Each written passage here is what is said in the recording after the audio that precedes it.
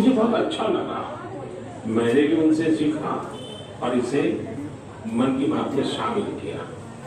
देखते ही देखते selfie with daughter एक ग्लोबल कैंपेन में बदल गया और इसमें मुद्दा सेल्फी नहीं थी, टेक्नोलॉजी नहीं थी, इसमें डॉटर को, बेटी को प्रमुखता दी गई थी। जीवन में बेटी का स्थान कितना बड़ा होता है, इस अभियान से यह भी प्रकट हुआ। पानीपत की चौथी लड़ाई बेटियों के चेहरे पर मुस्कुराहट लाने के लिए शुरू की थी, जिसे आपके नेतृत्व में पूरे देश ने जीतने की कोशिश की है। तो वाकई ये मेरे लिए और हर बेटी के पिता और बेटियों को चाहने। जब आपकी बिटिया कैसी है, आजकल क्या कर रही है? जी, मेरी बेटिया नंदनी और याचिका है। एक 7th क्लास में पढ़ रही है, एक 4th क्लास में पढ़ रही है और आपकी बड़ी प्रशंसक है। उन्होंने आपके लिए थैंक यू प्राइम मिनिस्टर करके अपनी क्लास बेस्ट जो है लेटर। मुझे इस बात का बहुत संतोष है कि मन की बात में हमने देश की नारी शक्ति की सैकड़ों प्रेरणादायी गाथाओं का जिक्र किया है। चाहे हमारी सेना हो या फिर खेल जगत हो, मैंने जब भी महिलाओं की उपलब्धियों पर बात की है उसकी खूब प्रशंसा हुई है। जैसे हमने छत्तीसगढ़ के देव गांव की महिलाओं की चर्चा की थी। ये महिलाएं स्वयं सहायता समूहों के जरिए गांव के चौराहों, सड़कों और मंदिरों की सफाई के लिए अभियान चलाती है। ऐसे ही तमिलनाडु की वो आदिवासी महिलाएं जिन्होंने हजारों इको फ्रेंडली टेराकोटा कप्स निर्यात किए, उनसे भी देश ने खूब प्रेरणा दी। तमिलनाडु में भी 20,000 महिलाओं ने साथ आकर वेल्लोर में नाग नदी को पुनर्जीवित किया था। ऐसे कितने ही अभियानों को हमारी नारी शक्ति ने नेतृत्व दिया है और मन की बात उनके प्रयासों को सामने लाने का मंच बना है।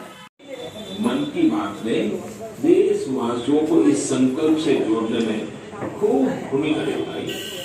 ऐसे हर उदाहरण समाज में बदलाव का को ठीक करने को सोचे।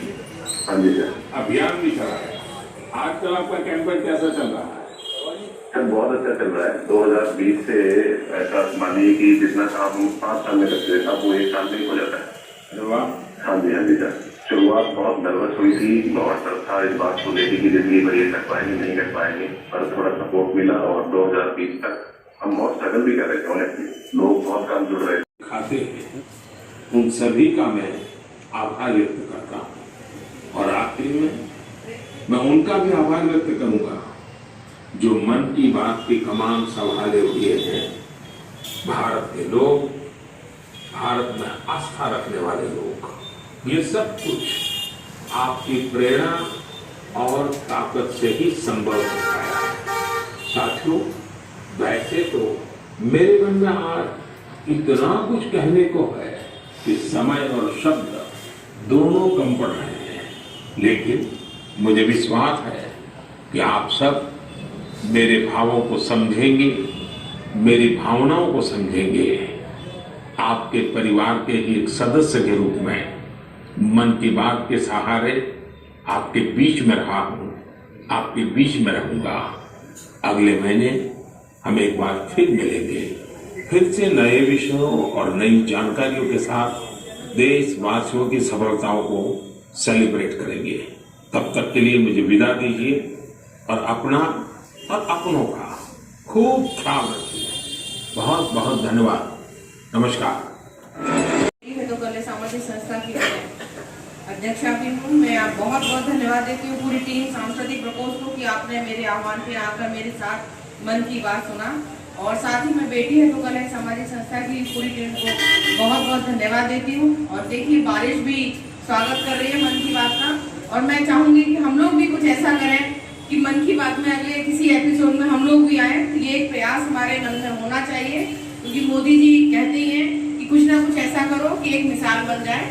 तो मैं पुनः पूरी सांस्कृतिक प्रकोष्ठ की टीम का और बेटी है तो कल सामाजिक संस्था की टीम का बहुत बहुत धन्यवाद देती हूँ कि आपने यहाँ आकर 95 पोलिंग बूथ पर मुझे बूथ प्रभारी की जिम्मेदारी दी गई थी, क्योंकि मैं सांस्कृतिक प्रकोष्ठ की अध्यक्षा भी हूँ और बूथ प्रभारी भी हूँ। तो पूरी टीम को पुनः बहुत बहुत शुभकामनाएं।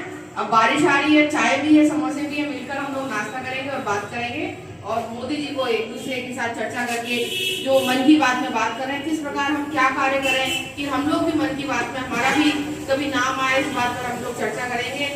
जय हिंद, जय भारत।